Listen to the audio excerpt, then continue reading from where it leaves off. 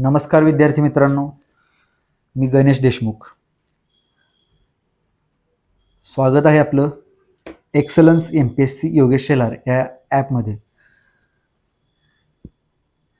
आपण आधीच्या व्हिडिओमध्ये मराठा प्रदेश आणि त्यामध्ये पेशवा भाग 1 पाहिला होता. आता या व्हिडिओमध्ये आपण पेशवा भाग 2. आधीच्या व्हिडिओमध्ये आपण पेशव्यांमध्ये नानासाहेब पेशव्यांपर्यंतचा भाग पूर्ण कव्हर केला होता. त्यामध्ये आपण पुन्हा एकदा मग सुरुवात करूया आणि पेशव्यांची फक्त वंशावळ तुम्हाला रिकॉल व्हावं, आठवावं म्हणून परत एकदा बघूया. तर पेशव्यांची वंशावळ बघा, पहिला आहे बाळाजी विश्वनाथ. या बाळाजी विश्वनाथचा जो कार्यकाळ आहे तो कार्यकाळ 1713 ते 1720 या दरम्यानचा आहे. 1713 ते 1720. बाळाजी विश्वनाथ भट किंवा बाळाजी बल्लाळ ही नावं त्यांना आहेत. इतर याचप्रमाणे मग पुढचा पेशवा बाळाजी विश्वनाथ भट यांच्या मृत्यूनंतर छत्रपती शाहूंनी दुसरा पेशवा, पुढचा पेशवा म्हणून या बाळाजी विश्वनाथचा मुलगाच असणाऱ्या बाजीराव पहिला किंवा पहिला बाजीराव यांना पदावर बसवलं किंवा पेशवेपदाची वस्त्र दिली होती. तर हे पहिले बाजीराव यांचा कार्यकाल आहे 1720 ते 1740. 1740 यांचं निधन झालं होतं. रावेरखेडी नावाचं एक ठिकाण आहे, त्या रावेरखेडीमध्ये त्यांचं निधन झालं होतं. त्यांच्या निधनानंतर ह्या पहिल्या बाजीरावाच्या कालावधीमध्ये, निधनापूर्वी आपण एकदा रिकॉल करूया काय काय पाहिलं होतं त्यांच्यामध्ये. तर पहिल्या बाजीरावाच्या कालावधीमध्ये आपण पाहिलं होतं मराठा महासंघ, त्याची निर्मिती त्यांनी केली. त्या मराठा महासंघामध्ये मग नागपूरचे भोसले, ग्वाल्हेरचे शिंदे, इंदोरचे होळकर आणि बडोद्याचे गायकवाड अशा प्रकारे हा मराठा महासंघ होता. त्याचप्रमाणे दिल्लीवर धडक मारली होती यांनी 1737 दिल्लीवर आक्रमण केलं होतं. त्यानंतर दिल्लीहून परत येताना भोपाळला हैदराबादच्या निजामाचा पराभव केला होता, त्याला कोंडीत पकडून. त्याचप्रमाणे त्यांच्या आयुष्यामध्ये 2 वेळा त्यांनी, एकदा पालखेडला आणि एकदा भोपाळला हैदराबादच्या निजामाचा या पहिल्या बाजीरावांनी पराभव केला होता. पहिल्या बाजीरावाचं नाव बाजीराव, त्यांना बाजीराव बल्लाळ पण म्हटलं जातं किंवा त्यांना राऊ. परीक्षेमध्ये पोलीस भरतीला प्रश्न विचारला होता, राऊ कुठल्या पेशव्याला म्हणतात? तर पहिल्या बाजीरावाला राऊ म्हटलं जातं, म्हणायचे. त्यांचा लहान भाऊ चिमाजाप्पा, 2 बहिणी आणि त्यांची आई त्यांना राऊ म्हणायचे. तर हे राऊ, पहिला बाजीराव किंवा बाजीराव बल्लाळ किंवा राऊ ही त्यांची इत्यादी नावं आहेत. ह्याच्यानंतर मग ह्यांना 2 मुलं होती. पहिल्या बाजीरावाला 2 मुलं होती. शूरवीर पराक्रमी असणारे पहिले बाजीराव, त्यांच्या 2 मुलांपैकी थोरला मुलगा बाळाजी बाजीराव, त्यालाच नानासाहेब म्हटलं जातं. बाळाजी बाजीराव जरी खरं नाव असलं तरी इतिहासामध्ये नानासाहेब या नावाने ते जास्त प्रसिद्ध आहेत. नानासाहेब पुढचे पेशवे बनले. 2 मुलांपैकी पहिला पेशवा बनायचा प्रथा होती, परंपरा होती की पेशव्याचा पहिला मुलगा किंवा छत्रपतींचा, राजाचा पहिला मुलगा, मोठा मुलगा, सरदाराचा मोठा मुलगा यांना प्रथेनुसार, परंपरेनुसार ते पद मिळायचं. तर अशा प्रकारे मग पहिल्या बाजीरावाच्या निधनानंतर 1740 पुढचा पेशवा बाळाजी बाजीराव उर्फ नानासाहेब बनले. पहिल्या बाजीरावाला 2 मुलं होती. एक पाहिला आपण बाळाजी बाजीराव आणि दुसरे आहेत राघोबा दादा किंवा रघुनाथराव.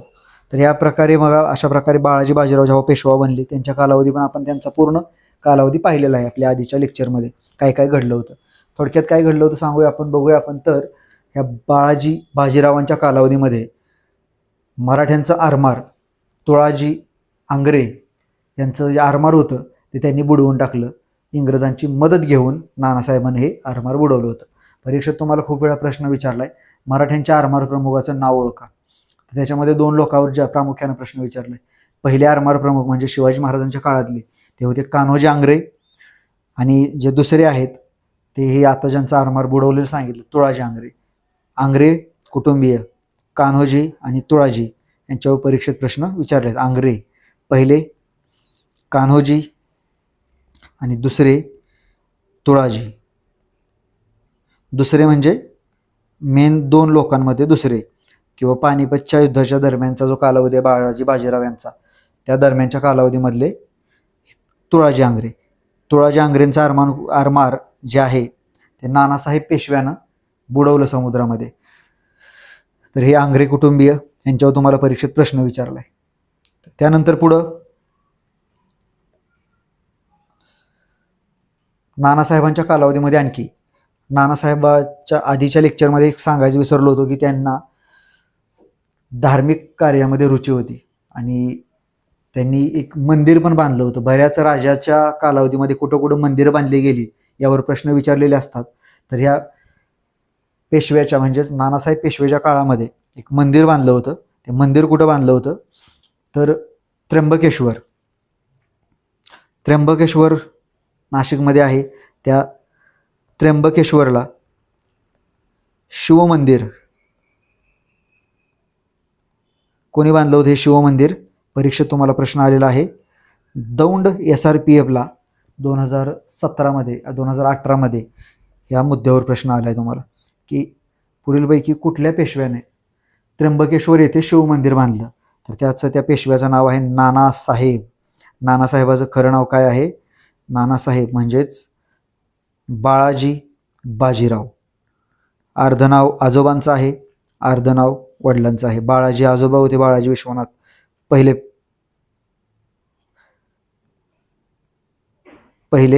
पेशवे बाळाजी विश्वनाथ आणि नंतरचे दुसरे पेशवे बाळाजी विश्वनाथ नंतरचे येणारे त्यांचा मुलगा बाजीराव होता. तर अशा प्रकारे बाळाजी बाजीराव म्हणजेच नानासाहेब पेशवा. तर ह्या नानासाहेब पेशव्यानं ज्या काही गोष्टी केल्या त्याच्यामध्ये त्र्यंबकेश्वरला शिवमंदिर बांधलं, याच्यावर परीक्षेत प्रश्न आलाय. आरमार बुडवलं होतं, त्या आरमाराच्या संदर्भात प्रश्न आलेले आहेत. पानिपतची लढाई झाली होती. पानिपतची लढाई आपण विस्तारानं पाहिली. पानिपत 14 जानेवारी 1761ला पानिपतची लढाई झाली होती. तर ह्या पानिपतच्या लढाईमध्ये मराठ्यांचा जो पराभव आहे तो या ठिकाणी झालेला होता. पानिपतची लढाई झाली होती ह्याच्या कालावधीमध्ये. पानिपत तारीख पाठ झाली असेल सर्वांची आता. 14 जानेवारी 1761. याच्यामध्ये मग महत्त्वाचे मुद्दे आपण पाहिले होते. नेतृत्व केलं होतं. कोणी केलं होतं नेतृत्व? तर नानासाहेबाच्या नातेवाईक असणारा सदाशिवराव भाऊ. नेतृत्व कोणी केलं होतं? नेतृत्व सदाशिवराव भाऊ पेशवा आणि विश्वासराव हे दोघांनी केलं होतं. त्यातही मूळ व्यक्ती मेन एकच व्यक्ती तो म्हणजे सदाशिवराव भाऊ. तोफखान्याचा प्रमुख कोण होता? प्रश्न विचारलाय तुम्हाला पानिपतवर. तोफखाना प्रमुख कोण होता? तोफखाना प्रमुख. तोफखाना प्रमुखाचं नाव आहे इब्राहिम खान गारदी. इब्राहिम गारदी. कोणाविरुद्ध झाली होती लढाई पानिपतची? तर अहमद शाह अब्दाली जो की अफगाणिस्तानचा बादशाह होता त्याच्या विरोधात मराठे अशा प्रकारे पानिपतची लढाई झाली होती. याच्यानंतर पुढचा महत्त्वाचा मुद्दा असा की पुढचा जो पेशवा आहे तो ह्या नानासाहेबाचा मधला मुलगा का? तर थोरला मुलगा जो आहे तो या ठिकाणी पानिपतच्या लढाईमध्येच त्याचं निधन झालेलं आहे. त्यामुळं पुढचा पेशवा मधला मुलगा. थोरल्या मुलानंतर मधला म्हणजे दुसरा मुलगा क्रमानं. बघा ह्या बाळाजी बाजीरावला 3 मुलं. पहिला आहे विश्वासराव जो की पानिपतच्या युद्धात मेला. दुसरा आहे माधवराव, हा पेशवा बनला. हा जो चार्ट बनवला आहे त्याच्यामध्ये आपण व्हाईट कलरमध्ये जे लिहिलं आहे हे बाळाजी बाजीराव 1, बाजीराव पहिला, दुसरा पेशवा, हे बाळाजी बाजीराव तिसरा पेशवा. व्हाईट फॉन्टमध्ये जे लिहिलं आहे ते पेशवे बनलेले लोक आहेत आणि हे जे काळ्या फॉन्टमध्ये लिहिलेले आहेत जसं की चिमाजी आप्पा या ठिकाणी, त्यानंतर सदाशिवराव भाऊ, हे विश्वासराव, हे कधीही पेशवे न बनलेले व्यक्ती आहेत. आणि हे रघुनाथराव आणि अमृतराव हे काही काळ स्वतःला पेशवा घोषित केलेले किंवा काही काळ स्वतःकडे पेशवेपद आलेले व्यक्ती आहेत. हे 2 लोक, त्यांना आपण येलो फॉन्टमध्ये लिहिलं होतं. तर अशा प्रकारे बघा पुढे विश्वासराव पानिपतच्या युद्धात निधन झालंय. पुढचा पेशवा आहे माधवराव पेशवा बनला आणि त्यानं काय काय केलं त्या गोष्टी आपल्याला म्हणजे त्याच्या कालावधीमध्ये काय काय घडलं. तर माधवरावच्या कालखंडामध्ये माधवराव पेशवा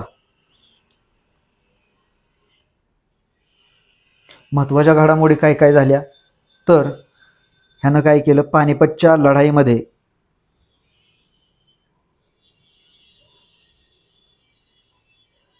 मराठ्यांची गेलेली प्रतिष्ठा परत मिळवली.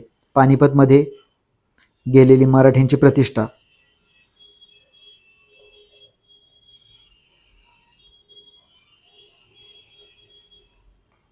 प्रतिष्ठा परत मिळवून दिली.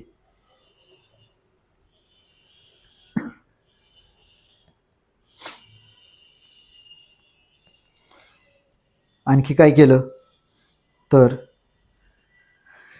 माधवराव पेशव्यानं एक हैदराबादचा निजाम, त्या हैदराबादच्या निजामाचा राक्षस भुवन या ठिकाणी पराभव केला होता. राक्षस भुवनला लढाई झाली होती. राक्षस भुवन बीड जिल्ह्यामध्ये आहे. तर त्या बीडच्या जवळ राक्षस भुवनच्या लढाईमध्ये कोणाचा पराभव केला? निजामाचा, हैदराबादच्या निजामाचा पराभव ह्या माधवराव पेशव्याने केला. ह्या पेशव्यावर एक कादंबरी पण आहे, स्वामी नावाची कादंबरी. त्याच्यानंतर पुढं तिसरा मुद्दा, त्याचा जो काका होता राघोबा दादा, माधवरावाचा काका राघोबा दादा, त्या राघोबा दादावर किंवा रघुनाथरावावर नियंत्रण मिळवले ना. राघोबा दादावर नियंत्रण ठेवलं, कंट्रोलमध्ये ठेवला त्याला. पंख सुटले होते खूपच. पेशवेपद मिळवण्यासाठी एकदम बेकाबू झाला होता. नियंत्रण मिळवले.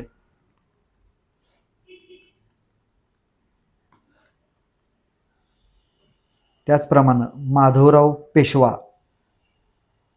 ह्या एक जसं बुद्धीनं चतुर होता तसाच शूर होता. कारण राक्षस भुवनच्या लढाईमध्ये निजामाचा पराभव केलाय, ही गोष्टच या मुद्द्याची साक्ष आहे की तो एक शूरवीर सुद्धा होता. तर या माधवरावाबद्दल इतिहासकार एक आहे, मराठ्यांचा आद्य इतिहासकार म्हटलं जातं त्याला, ग्रँडप. ग्रँडप नावाचा व्यक्ती, ग्रँडफ. हा कोण आहे ग्रँडप? तर मराठ्यांचा आद्य इतिहासकार म्हटलं जातं ह्याला. हा ग्रँडप काय म्हणतोय बघा, जसंच्या तसं त्याच्या ओळींमध्ये, वाक्यामध्ये मी लिहितोय, कॉमा डबल इनवर्टेड कॉम्यामध्ये. पानिपतच्या पराभवापेक्षाही, काय म्हटला ग्रँडप, पानिपतच्या किंवा पानिपतमधील पराभवापेक्षाही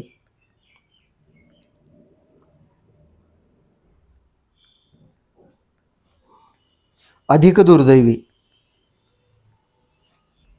काय हे मुद्दा एक्झॅक्ट तुम्हाला का सांगतोय असं? अधिक दुर्दैवी गोष्ट म्हणजे,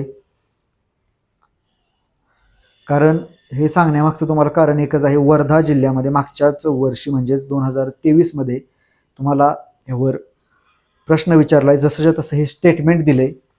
आणि हे स्टेटमेंट ग्रँडपनं कोणाबद्दल व्यक्त केलं, कोणाबद्दल मत व्यक्त केले, अशा प्रकारचा प्रश्न विचारलाय. तर हा ग्रँडप कोणाबद्दल बोलतोय बघा, पानिपतातील पराभवापेक्षाही अधिक दुर्दैवी गोष्ट म्हणजे, अधिक दुर्दैवी. दुर्दैवी खाली घेऊया, माझ्या डोक्याच्या माझ्या पाठीमागे जाईल, तुम्हाला दिसणार नाही. इथून पुढचा मुद्दा, अधिक दुर्दैवी गोष्ट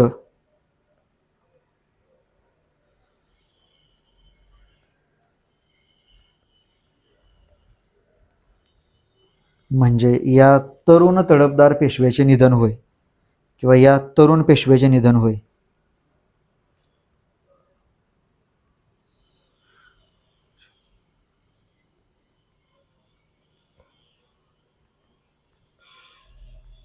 तर हे माधवरावाबद्दलचं मत, माधवरावाबद्दलचं मत कोणी व्यक्त केले? ग्रँडप नावाच्या मराठ्यांच्या इतिहासकारानं. आणि हे पोलीस भरतीला आलेलं आहे, राज्यसेवेला नाही, पोलीस भरतीला आलेलं आहे. पानिपतच्या पराभवापेक्षाही अधिक दुर्दैवी गोष्ट म्हणजे या तरुण पेशव्याचे निधन होय. आणि हा तरुण पेशवा म्हणजे कोण? तर या तरुण पेशवा म्हणजे हा माधवराव. माधवरावाबद्दल अशा प्रकारे ग्रँडपनं स्वतःचं मत व्यक्त केले. ग्रँडप कोण होता? तर मराठ्यांचा त्याला आधी इतिहासकार म्हणतात. त्या ग्रँडपने एक मराठ्यांच्या इतिहासावर एक पुस्तक लिहिलं होतं. त्या ग्रंथाचं त्याचं नाव होतं राईज ऑफ मराठाज, मराठ्यांचा उदय किंवा मराठी सत्तेचा उदय, rise of Maratha power, rise of Marathas, अशा प्रकारचं ग्रंथ लिहिलं होतं. आणि त्याच्यामध्ये हे मत व्यक्त केलंय त्यानं, माधवरावाबद्दलचं असणारं त्याचं मत. मग हे माधवराव पेशव्याचं निधन झालं पुढं 1761च्या नंतर. पुढचा कालावधी एक 11 वर्षांचा. 1772 माधवराव पेशव्याचं निधन झालं. पाचवा मुद्दा, 1772 निधन, आजारी पडून निधन झाले, लढताना वगैरे काही झालेलं नाही, किंवा काही खून वगैरे पण झालेलं नाही. आजारी पडले होते, आजारी होते हे, आणि त्याच्यामध्ये ह्या पेशव्याचं निधन झाले. अशा प्रकारे माधवराव पेशव्याबद्दल काही महत्त्वाच्या गोष्टी. काय काय झालं होतं काय केलं ह्यांनी तर राक्षस भुवनच्या लढाईमध्ये हैदराबादच्या निजामाचा पराभव केला. ही लढाई झाली होती 1763ला. आणि राक्षस भुवन कुठं आहे? राक्षस भुवन आणि राक्षस तांगडी या दोन वेगवेगळ्या लढाई आहेत, दोन वेगळी ठिकाणं आहेत. राक्षस भुवनची लढाई माधवराव पेशवेच्या काळामध्ये हैदराबादच्या निजामाच्या विरोधात झाली आणि राक्षस तांगडीची लढाई ही खूप पूर्वी झाली. याच्या इसवी सन 1565 विजयनगरच्या साम्राज्याविरोधात 5 सत्ता एकत्र आल्या होत्या. 5 शाह्या, आदिलशाही, निजामशाही, कुतुबशाही, इमादशाही आणि बरीदशाही ह्या 5 सत्ता विरुद्ध विजयनगर म्हणजेच राक्षस तांगडीची किंवा तालिकोटची लढाई म्हटलं जातं त्याला. आणि आपण पाहतोय ती राक्षस भुवनची लढाई आहे. राक्षस भुवनच्या लढाईमध्ये माधवराव पेशव्यानं हैदराबादच्या निजामाचा पराभव केलाय. आणखी महत्त्वाचं, राघोबा दादावर नियंत्रण मिळवलं होतं. कोणी मिळवलं हे नियंत्रण? तर माधवरावानंच मिळवलं होतं. ग्रँडप नावाचा जो इतिहासकार आहे त्या ग्रँडपनं काय मत व्यक्त केलं तर पानिपताच्या पराभवापेक्षाही अधिक दुर्दैवी गोष्ट म्हणजे या तरुण पेशव्याचं निधन. आणि हा मग तरुण पेशवा कोण? तर माधवराव पेशवा. याच्यानंतर पुढं माधवरावाच्या निधनानंतर पुढचा पेशवा कोण बनला असेल तर पुढचा पेशवा बघा, माधवराव नंतर काय? नारायणराव. नारायणराव होता त्यावेळेस लहान, 15-1 वर्षाचा मुलगा. या नारायणरावला 72-73च्या दरम्यान पदावर होता. तसं तर नानासाहेबाच्या निधनानंतर स्वतःकडे पेशवेपद मिळावं म्हणून रघुनाथनं प्रयत्न केले होते, राघोबा दादानं प्रयत्न केले होते. आणि पुढं माधवरावाच्या निधनानंतर त्याला त्याच्या मनामध्ये आणखीनच आशा निर्माण झाली की आपण पेशवा बनेल. पण झालं उलटं. त्यावेळेच्या छत्रपतींनी पेशवेपदाची जी वस्त्र आहेत ती माधवरावाच्या लहान भावाला म्हणजेच नारायणला, ही लहान पेशव्याला ह्या पेशवेपदाची वस्त्र दिली होती, लहान मुलाला. या नारायणराव पेशवा बनला. आणि मग नारायणरावाचा कालावधी 1772-73.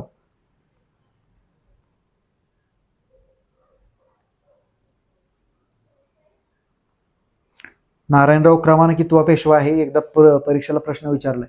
मराठी साम्राज्याचा किंवा मराठ्यांचा 5वा पेशवा कोण? पहिला पेशवा बघा, बाळाजी विश्वनाथ. दुसरा पेशवा पहिला बाळाजी विश्वनाथ, दुसरा बाजीराव किंवा राऊ किंवा बाजीराव बल्लाळ म्हणतात त्याला. तिसरा बाजीरावाचा मुलगा नानासाहेब, ज्याला खरं नाव ज्याचं बाळाजी बाजीराव आहे. आणि चौथा नानासाहेबाचा मधला मुलगा माधवराव. आणि हा आहे 5वा पेशवा नारायणराव. तर या नारायणरावाच्या काळात काय झालं तर नारायणरावाची हत्या झाली होती, खून झाला होता त्याचा. कोणी केला खून? तर खून केलाय त्याचाच काका राघोबा दादा किंवा रघुनाथराव. काका राघोबाने खून केलाय. ते याचा एक किस्सा सांगितला जातो. काही लोक त्याला विरोधही करतात थेअरीला म्हणण्यापेक्षा त्या तर्काला. ते सगळ्या गोष्टी शेवटी इतिहास आहे एवढा जुना, ओरिजिनल काही डॉक्युमेंट नसतात किंवा काही अंदाजानं आराखडे बांधलेले असतात की असं घडलं असावं, असं घडलं होतं. तर ह्या राघोबानं नारायणाला पकडावं म्हणून सुपारी दिली होती गारद्यांना, पकडण्यासाठी, धरण्यासाठी. धरावे, श्रीमंतास धरावे किंवा नारायणास धरावे. पेशव्यांना श्रीमंत म्हणायचे, धरावे. तर अशा प्रकारे हे धरावे ते त्या राघोबादादाच्या पत्नीनं आनंदीबाईनं असं म्हणतात की ते खोडलं आणि त्याचं केलं म्हणतात, मारावे केलं. काही लोक विरोध करतात की असं काही घडलं नव्हतं, कारण नारायणाच्या मृत्यूनंतर नारायणाची बायको आणि त्यांचा जो मुलगा आहे त्यांचा सांभाळ ह्या आनंदीबाईनंच केला होता, त्यामुळे विरोध करतात. पण ते जे असेल ते, पण खून मात्र झाला ह्या नारायणरावचा, 5व्या पेशव्याचा. नारायणराव सकाळी सकाळी पर्वतीला फिरायला गेला होता आणि पर्वतीवरून येत असताना शनिवारवाड्याच्या दरवाजाच्या बाहेरच सुमेर सिंग नावाचा एक आणि दुसरा एक गारदी, हे गारद्यांचे लोक हातामध्ये तलवार काढून त्याची वाटच बघत होते कधी येतोय नारायण. आल्यानंतर बरोबर त्याच्या पाठलाग चालू केला. हा वाड्यामध्ये आतमध्ये पळत होता आणि पळताना ओरडत होता, काका वाचवा. पण काकानं काय वाचवलं नाही. काकाला वाटलं हे फक्त धरणार आहेत.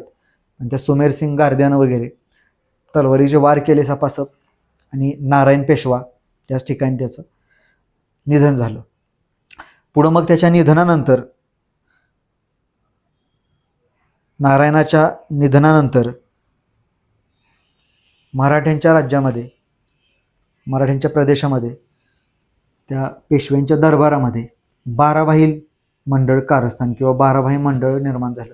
ते बाराभाई मंडळ काय होतं तर 12 लोक, 12 प्रमुख सरदार, 12 लोक 12 सरदार एकत्र आले, त्यालाच बाराभाई म्हणतात. आणि एकत्र येऊन काय केलं यांनी तर रघुनाथरावाच्या विरोधात खटला भरला पेशव्यांच्या न्यायालयामध्ये. त्या पेशव्यांच्या न्यायालयामध्ये असणारे त्यावेळेचे पेशव्यांचे मुख्य न्यायाधीश 12 सरदार, बाराभाई मंडळ, बाराभाई कारस्थान.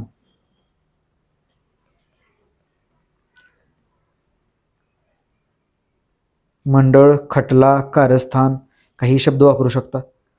तर हे सगळे जे आहेत गोष्टी त्या बाराभाई कारस्थान कशासाठी झालंय तर नारायणराव पेशवेच्या हत्येचा आरोप रघुनाथरावावर ठेवला आणि पेशव्यांचे जे मुख्य न्यायाधीश होते त्यावेळेसचे ते न्यायाधीश, इतिहास प्रसिद्ध न्यायाधीश आहेत हे, यांचं नाव आहे रामशास्त्री प्रभूने. इतिहास प्रसिद्ध व्यक्ती हा, अजरामर होईल न्यायाधीशांच्या ह्याच्यामध्ये. रामशास्त्री प्रभूने असं का म्हणतोय मी तर सोपं नाही एवढ्या मोठ्या पदावरच्या व्यक्तीला शिक्षा सांगितली ह्यानं. खटल्यामध्ये दोषी ठरवलं राघोबा दादाला आणि दोषी ठरवल्यानंतर एक शिक्षा सांगितली रामशास्त्री प्रभूंनी. राघोबाला कुठली शिक्षा दिली तर त्या शिक्षेचं नाव होतं देहांत प्रायचित्त. देहांत हे असं येईल, देहांत अनुस्वार नाही येणार. देहांत अनुस्वार का नाही येणार तर अनुस्वारचा अर्थ असतो मध्ये, आत, आणि हे देहांत प्रायश्चित्त म्हणजे देहाचा शेवट. त्याला थोडक्यात मृत्यूदंडाची शिक्षा दिली होती. म्हणजे जाहीर केली होती. या गुन्ह्याला काय शिक्षा आहे तर न्यायाधीशांनी रामशास्त्री प्रभूंनी सांगितले की देहांत प्रायश्चित्त आहे. आणि मग राघोबा घाबरला होता, इथून तो पळून गेला आणि इंग्रजांच्या आश्रयाला गेला होता. यानंतर पुढं मग पहिलं इंग्रज मराठा युद्ध याच कारणावरून घडलं होतं, कारण इंग्रजांनी राघोबाला आश्रय दिला आणि राघोबाच्या वतीनं मराठ्यांच्या विरोधात लढण्यासाठी फौजा पाठवल्या होत्या. आणि मग ह्या ज्यावेळेस राघोबा गेला होता पहिल्या इंग्रज मराठा युद्धामध्ये, आपण नंतर बघूया, गेला होता 16 मार्च 1775 इंग्रजांबरोबर सुरतचा तह केला होता. आणि पुढं मग हे युद्ध 1782 मध्ये वसईच्या तहानं संपलं होतं. सालबाईच्या तहानं संपलं होतं, वसईच्या नाही, सालबाईच्या तहानं हे युद्ध संपलं होतं 1782 मध्ये. डिसेंबर 1782 मध्ये सालबाईचा तह मध्य प्रदेशातील सालबाई येथे झाला होता. अशा प्रकारे हा नारायणराव. त्यानंतर पुढं नारायणरावाच्या कालावधीमध्ये घडलेलं म्हणजे काय तर त्याचा खून झालेला कालावधी आहे नारायणचा 1772 ते 1773. ह्याच्यानंतर पुढचा पेशवा, राघोबानं स्वतःला पेशवा घोषित केलं होतं, पण बाराभाईंनी कारस्थान केलं त्यामुळे पळून गेला. आणि मग पुढचा पेशवा म्हणून नारायणचा मुलगा सवाई माधवराव. या ठिकाणी पेशव्यांच्या चार्टमध्ये बघा, नारायणरावाचा जो मुलगा आहे 6वा पेशवा सवाई माधवराव, याला छत्रपती पदाची वस्त्र मिळाली. वस्त्र मिळाली म्हणण्यापेक्षा जो वस्त्र घालायच्या स्थितीमध्ये सुद्धा नव्हता त्या स्थितीमध्ये ह्याला पेशवेपद मिळालं होतं. म्हणजेच खूप लहान होता, काही महिन्यांचा असतानाच त्याला पेशवा घोषित केलं होतं पुढचा. तर त्याचं नाव आहे सवाई माधवराव किंवा माधव नारायण. अर्ध नाव काकाचं, अर्ध नाव वडिलांचं, माधव नारायण किंवा माधव दुसरा. तर अशा प्रकारची ही त्यांची नावं आहेत, माधव दुसरा इत्यादी. हा पुढचा पेशवा 6वा पेशवा, मराठी साम्राज्याचा 6वा पेशवा म्हणजेच सवाई माधवराव किंवा माधव नारायण किंवा दुसरा माधवराव किंवा माधव दुसरा. तर अशा प्रकारे हा पेशवा बनला. ह्याच्या कालावधीमध्ये काय घडलं तर ह्यानं केलं असं नाही म्हणू शकत, पण ह्याच्या कालावधीमध्ये घडलं. कालावधी आहे 1775 ते 1795.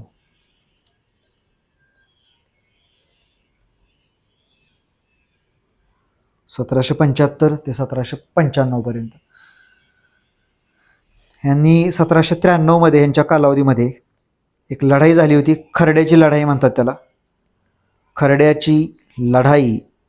आणि या खर्ड्याच्या लढाईमध्ये निजामाचा पराभव केला होता.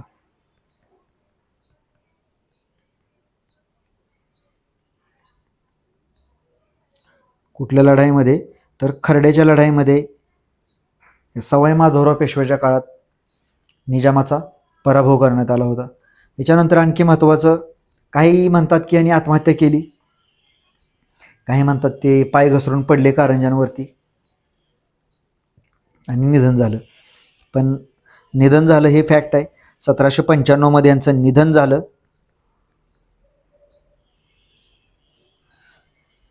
1795 मध्ये निधन झालं. आणि खर्ड्याची लढाई 1793. अशा प्रकारे या घडामोडी पेशव्या माधवरावपर्यंत, सवाई माधवरावपर्यंतचे मुद्दे आपण पाहिले. आता बघा, पेशव्याच्या मोठ्या मुलाला किंवा थोरल्या मुलाला पेशवेपद मिळायला पाहिजे होतं. ओके, मग नारायणराव ज्यावेळेस मेला त्यावेळेस त्याची पत्नी प्रेग्नंट होती आणि ते पण पहिल्यांदाच, म्हणजे प्रेग्नंट असताना ह्या नारायणरावाचं निधन झालं होतं. आणि त्याच्या निधनानंतर सवाई माधवराव पेशवा बनला होता. म्हणजेच काय, तर ह्या बाळाजी बाजीरावचा अख्खा वंश संपलेला या ठिकाणी. बघा, बाळाजी बाजीराव म्हणजे नानासाहेब, त्याला 3 मुलं, विश्वासराव, माधवराव, नारायणराव. विश्वासराव पानिपतच्या युद्धामध्ये गेलाय. माधवराव 1772 मध्ये निधन झालं. नारायणराव हत्या झाली 74 मध्ये. आणि नारायणरावाचा मुलगा सवाई माधवराव याचं निधन झाले 1795 मध्ये. मग अख्खा वंश संपला ह्या व्यक्तीचा. आता राहिलंय कोण तर, आणि त्याचा भाऊ, मग राहिलंय कोण तर बाळाजी बाजीरावाचा जो भाव होता नानासाहेबाचा, रघुनाथराव. ह्या रघुनाथरावाचा मुलगा. रघुनाथला जर पेशवा बनवायचं नव्हतं, जरी वंश संपला असला तरी यांना रघुनाथला पेशवा बनवायचं नव्हतं 12 भाई लोकांना.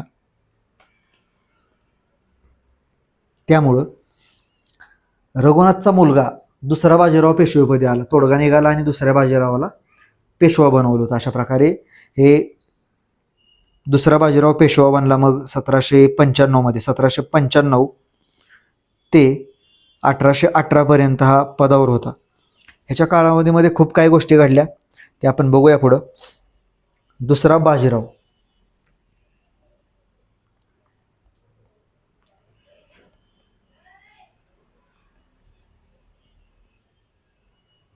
कधी बनला पेशवा? 1795 मध्ये बनला.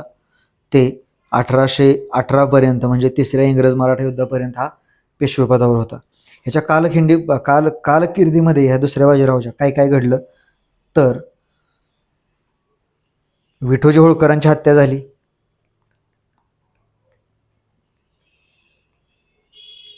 ह्यानंच केली, दुसऱ्या बाजीरावानं विठोजी होळकरांची हत्या केली होती.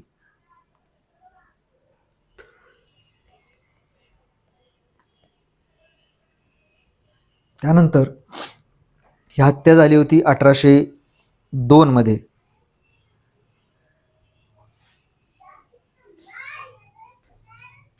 आणि कारण काय होतं तर शिंदे आणि होळकरांमध्ये वाद होता महसुलावरून. तसाच पेशव्यांमध्ये आणि होळकरांमध्ये पण वाद होता. आणि हा वाद असताना होळकरांची या विरोधात जाऊन दुसऱ्या बाजीरावानं शिंद्यांची बाजू घेतली आणि या विठोजी होळकरला पकडून हत्तीच्या पायी दिलं, किंवा हत्तीच्या पायी द्यायच्या आधी हत्तीच्या पायाला साखळदंड बांधलेला असतो, त्याला, त्या साखळदंडाला या विठोजी होळकरांना बांधलं, ह्यांना बेड्या वगैरे ठोकून. अतिशय दुर्दैवी यांचा हाल करून अंत केला शनिवार वाड्यामध्येच. आणि मग ह्याचा बदला घेण्यासाठी हा पेशवा बनल्यानंतर पुढच्या कालावधीमधल्या ह्या घटना सगळ्या आहेत. अंत केल्यानंतर विठोजी होळकरांना मारल्यानंतर त्यांचा जो भाऊ होता यशवंतराव होळकर, त्यांना यशवंत आप्पा म्हणायचे, त्या यशवंतराव होळकरांनी पुण्यावर आक्रमण केलं. आणि एक तुम्हाला साहजिक प्रश्न पडायला पाहिजे, काही गोष्टी, काही शहर आहेत पुण्यामध्ये, जसं की हडपसर, घोरपडी, कोंढवा, मुंढवा,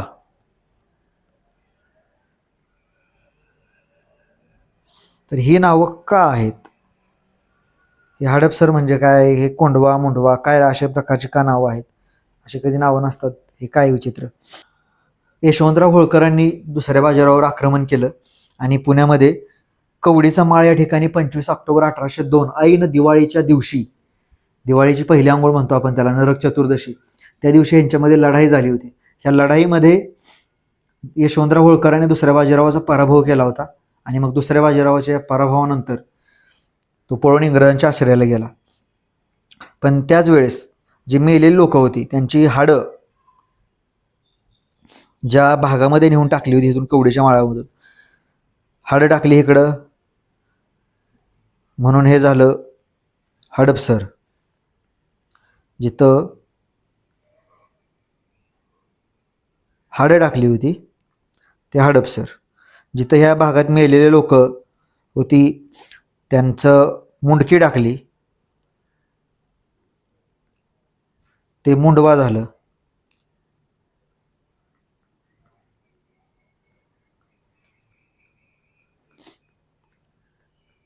आणि जिथं इथून वाचलेले लोक होते ह्या कवडीच्या माळामधून, त्यांना कोंडून ठेवलं होतं ते झालं कोंढवा.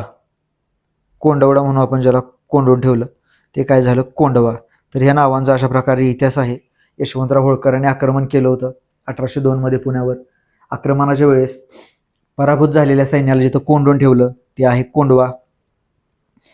जिथं मेलेल्या सैनिकांची मुंडकी कापली गेली, धडा वेगळी केली, ते टाकून दिलं ते आहे मुंडवा. आणि जिथं मेलेल्या सैनिकांची वितळलेली पूर्ण मांस सडून गेलेलं हाडं होती, टाकलेली हाडंच भागाच, त्या भागाला हडपसर नाव आहे. अशा प्रकारे ह्या गोष्टी आहेत. आणि घोरपडीबद्दल बोललो होतो मी. या कवडीचा माळ जिथं घोर पराभव झाला, पड खाल्ली बाजीरावानं, ते भाग म्हणजे घोरपडी. घोर पराभव झाला ते घोरपडी, घोरपडी खाल्ली, घोरपड, पड खाल्ली, पराभव झाला. तर यानंतरच्या कालावधीमध्ये मग दुसरा बाजीराव इंग्रजांच्या आश्रयाला गेला होता. 1802 मध्ये त्यानं वसईचा तह केला होता. आणि मग हे आपण इंग्रज मराठा युद्धामध्ये पुढे पाहूया. त्यानंतर पुढचा पेशवा. इंग्रज मराठा 3 युद्ध बघायचे, या 3 युद्धामध्ये हा भाग रिपीट होणार आहे, त्यामुळे पुढे डायरेक्ट त्या भागामध्ये आपण बघूया. सध्या आपण पुढचा जो पेशवा आहे नानासाहेब, त्याच्याबद्दल थोडंसं बघू. नानासाहेब हे दुसऱ्या बाजीरावाचा मुलगा होता. हा 1818ला तिसऱ्या इंग्रज मराठा युद्धामध्ये इंग्रजांनी बाजीरावाचा पूर्ण पराभव केला होता. आणि पराभवानंतर बाजीरावाला उत्तर प्रदेशातील बिठूर किंवा ब्रह्मवर्त म्हणतात त्या ठिकाणी पेन्शनवर पाठवलं होतं. आणि तिथंच असताना मग 1853 मध्ये ह्या दुसऱ्या बाजीरावाचं निधन झालं होतं. मरणापूर्वी त्याला मूल नव्हतं, त्यांना एक मुलगा दत्तक घेतला होता लहानपणी, ज्याचं नाव होतं धोंडूपंत. लहानपणीचं नाव त्या मुलाचं, त्या धोंडूपंतला दत्तक घेतलं होतं. आणि हा धोंडूपंत मग 1857च्या उठावाच्या वेळेस ह्या धोंडोपंत किंवा नानासाहेबांना नेतृत्व केलं होतं मराठ्यांचं कानपूर प्रदेशामध्ये. तर ह्या धोंडोपंताचा कालावधी साधारणपणे 1862 पर्यंत आपण म्हणू शकतो. नेपाळला निघून गेला काही लोक म्हणतात, काही तो मेला वगैरे म्हणतात, तिकडेच साथ वगैरे आली होती आजाराची. अशा प्रकारे हा नानासाहेब पेशवा. तर ह्या मराठ्यांच्या इतिहासामधले आपण पेशवे पूर्ण एक ट्रिक बनवली होती. परत एकदा ती ट्रिक तुम्हाला सांगतोय, बघू आपण काय होती ट्रिक. तर बाबा, नाना, मानस आणि बाणा. खूप वेळा, कमीत कमी 4 वेळा, 3 ते 4 वेळा या पेशव्यांचा क्रम लावा म्हणून तुम्हाला प्रश्न विचारला गेलाय. तो प्रश्न सोडवायचा आहे, 1 मार्क मिळवायचा आहे. तर ही ट्रिक पाठ व्हायला पाहिजे, पाठ असणं गरजेचं आहे. तर बाबा, नाना, मानस, बाणा. बाबा म्हणजे पहिला पेशवा बाळाजी विश्वनाथ.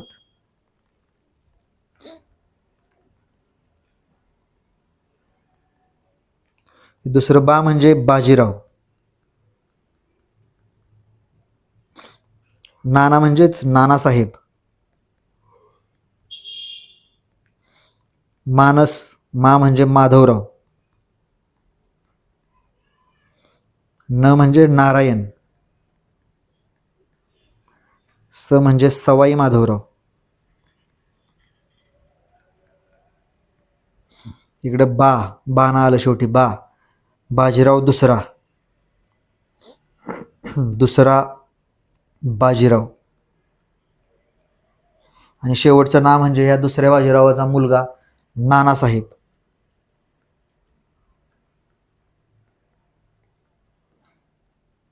तर अशा प्रकारे हे सगळे पेशवे आपण शॉर्टमध्ये पाहिलेले आहेत. याच्यानंतरचा भाग असेल इंग्रज मराठ्यांची 3 युद्ध. आता अशा प्रकारे या पेशव्यांच्या बद्दलची थोडीशी माहिती, त्यांची पार्श्वभूमी, मराठा प्रदेशाची पार्श्वभूमी राज्याची आपण पाहिलेली आहे. भेटूया पुढील लेक्चरमध्ये. धन्यवाद.